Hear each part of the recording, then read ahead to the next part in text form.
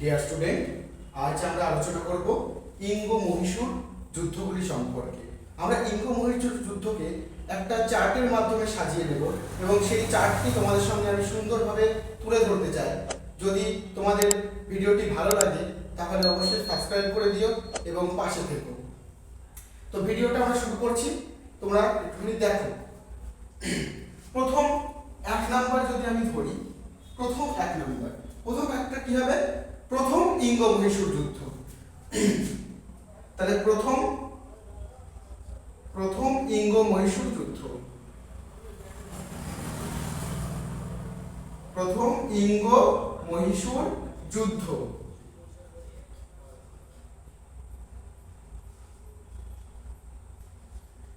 প্রথম ইঙ্গ মহীশূর যুদ্ধ। তাহলে প্রথম ইঙ্গ মহীশূর যুদ্ধের সময়কাল হচ্ছে 1767 থেকে 1769। তাহলে লিখে নিলাম 1767 থেকে 1769 খ্রিস্টাব্দ। আচ্ছা, এই সময় নেতৃত্ব দিয়েছিলেন মহীশূরের নিজাম হায়দার আলী। তাহলে আমি এখানে লিখে নিলাম নেতৃত্ব হায়দার আলী। এই প্রথম ইঙ্গ মহীশূর যুদ্ধ 1767 থেকে 69 খ্রিস্টাব্দের মধ্যে হয়েছিল এবং নেতৃত্ব দিয়েছিলেন হায়দার আলী। এবং এই সন্ধির একটা সন্ধির মধ্য দিয়ে এই যুদ্ধ শেষ হয়েছিল। সেই সন্ধিটির নাম হলো 1769 খ্রিস্টাব্দের মাদ্রাজের সন্ধি। তাহলে মাদ্রাজের সন্ধি, মাদ্রাজের সন্ধি কত সাল? 1769। তাহলে প্রথম ইঙ্গ মহীশূর যুদ্ধ আমরা পেলাম। এবার দ্বিতীয়টা হচ্ছে কি? দ্বিতীয় ইঙ্গ মহীশূর যুদ্ধ। দ্বিতীয় ইঙ্গ মহীশূর যুদ্ধ, দ্বিতীয় ইঙ্গ মহীশূর যুদ্ধ। এই দ্বিতীয় ইঙ্গ মহীশূর যুদ্ধের সময়কাল হলো 1780 থেকে 1784। তাহলে 1780 থেকে 1784। আচ্ছা, এইটা নেতৃত্ব দিয়েছিলেন, প্রথমে নেতৃত্ব 1780 খ্রিস্টাব্দে হায়দার আলী এই যুদ্ধ শুরু করেছিলেন। তাহলে 1780 তে হায়দার আলী শুরু করেন। হায়দার আলী,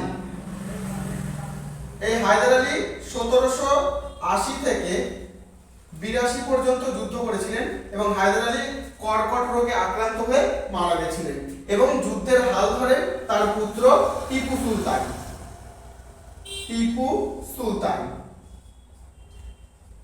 টিপু সুলতান যুদ্ধ করেন কত?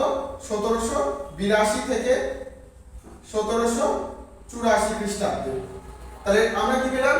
যে দ্বিতীয় ইঙ্গ মহীশূর যুদ্ধ শুরু হয় 1780 খ্রিস্টাব্দে, 1782 পর্যন্ত হায়দার আলী যুদ্ধ করেন এবং 1782 খ্রিস্টাব্দে হায়দার আলী কর্কট রোগে আক্রান্ত হয়ে মারা যান এবং তার পুত্র টিপু সুলতান 1782 খ্রিস্টাব্দে যুদ্ধ শুরু করেন এবং 1784 খ্রিস্টাব্দে এই যুদ্ধ শেষ হয়। 1784 খ্রিস্টাব্দে ম্যাঙ্গালোরের সন্ধির মধ্য দিয়ে এই যুদ্ধের পরিসমাপ্তি ঘটে। তাহলে কোন সন্ধির মধ্য দিয়ে? ম্যাঙ্গালোরের সন্ধির মধ্য দিয়ে। ম্যাঙ্গালোরের সন্ধি, ম্যাঙ্গালোরের সন্ধি। ম্যাঙ্গালোরের সন্ধি হয়েছিল 1784 সালে, 1784 এডি, আফটার ডেথ, এটা তো এডি।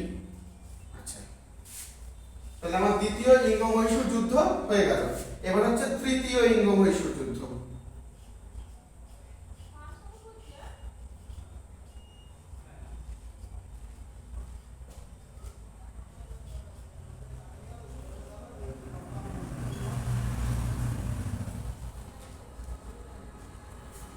তৃতীয় ইঙ্গ মহীশূর যুদ্ধ। তৃতীয় ইঙ্গ মহীশূর যুদ্ধ হয় 1790 থেকে 1792 পর্যন্ত। তাহলে 1790 খ্রিস্টাব্দে তৃতীয় ইঙ্গ মহীশূর যুদ্ধ শুরু হয় এবং 1792 এই যুদ্ধের পরিসমাপ্তি ঘটে। তাহলে এই যুদ্ধে নেতৃত্ব দিয়েছিলেন টিপু সুলতান। টিপু সুলতান এই যুদ্ধে নেতৃত্ব দিয়েছিলেন এবং এই যুদ্ধ শেষ হয় শ্রীরঙ্গপত্তনমের সন্ধির মধ্য দিয়ে। সেটা কত সাল? 1792 সাল। তাহলে কোন সন্ধি? শ্রীরঙ্গপত্তনমের সন্ধি।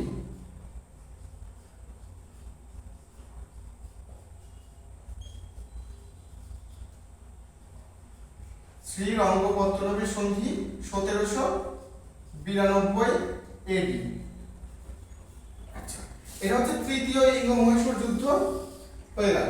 এবার হচ্ছে চতুর্থ ইঙ্গ-মহীশূর যুদ্ধ। চতুর্থ ইঙ্গ-মহীশূর যুদ্ধ, তাহলে আমরা লিখে দিই চতুর্থ ইঙ্গ-মহীশূর যুদ্ধ।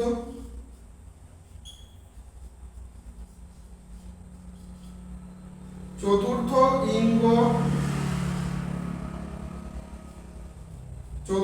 ইঙ্গ-মহীশূর যুদ্ধ শুরু হয়েছিল হচ্ছে 1799 খ্রিস্টাব্দে, এবং 1799 খ্রিস্টাব্দে এই যুদ্ধের পরিসমাপ্তি ঘটে। নেতৃত্ব দিয়েছিলেন সেই একই টিপু সুলতান।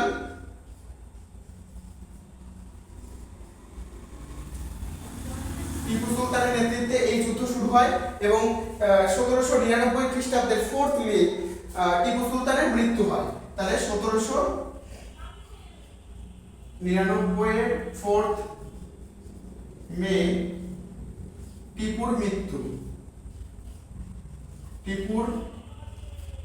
হয় এবং এই যুদ্ধের পরিসমাপ্তি ঘটে। তাহলে প্রথমে আমরা কি পেলাম? ইঙ্গ-মহীশূর যুদ্ধের একটা চার্ট দেখি। যুদ্ধ, সময়কাল, নেতৃত্ব এবং সন্ধি, এই চারটে ভাগে আমরা একটা চার্ট করছি।